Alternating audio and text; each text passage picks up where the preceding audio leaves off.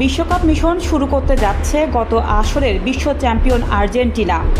বাংলাদেশ সময় আগামীকাল সকাল 7টায় কানসাস সিটি স্টেডিয়ামে গ্রুপ জে এর ম্যাচে আলজেরিয়ার মুখোমুখি হবে লিওনেল মেসির দল। ম্যাচের আগে শেষ অনুশীলন সম্পূর্ণ করেছে আর্জেন্টিনা, যদিও কোচ লিওনেল স্কালোনি এখনও আনুষ্ঠানিকভাবে একাদশ ঘোষণা করেননি। তবে অনুশীলন এবং কোচিং স্টাফের পরিকল্পনা থেকে সম্ভাব্য শুরুর একাদশের চিত্র অনেকটাই পরিষ্কার।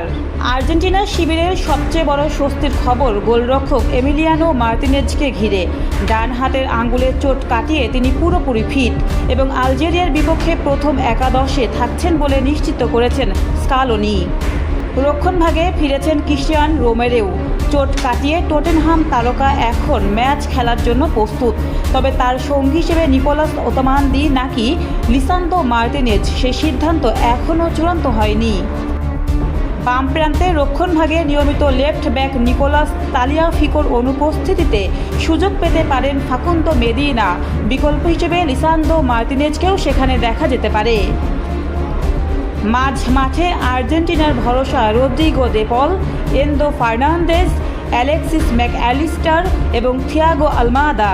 আক্রমণ ও রক্ষণে ভারসাম্য আনার দায়িত্ব থাকবে এই চার তারকার কাঁধে।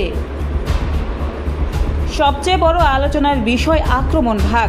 অধিনায়ক লিওনেল মেসির সঙ্গী হিসেবে লাউতারো মার্তিনেজ নাকি হুলিয়ান আলভারেজ, সেই প্রশ্নের উত্তর এখনও দেননি স্কালোনি। দুজনেই রয়েছেন দারুণ প্রস্তুতিতে। এখন দেখার বিষয় বিশ্বকাপের প্রথম ম্যাচে আলজেরিয়ার বিপক্ষে কতটা শক্তিশালী পারফরমেন্স দিয়ে নিজেদের অভিযান শুরু করতে পারে মেসির আর্জেন্টিনা।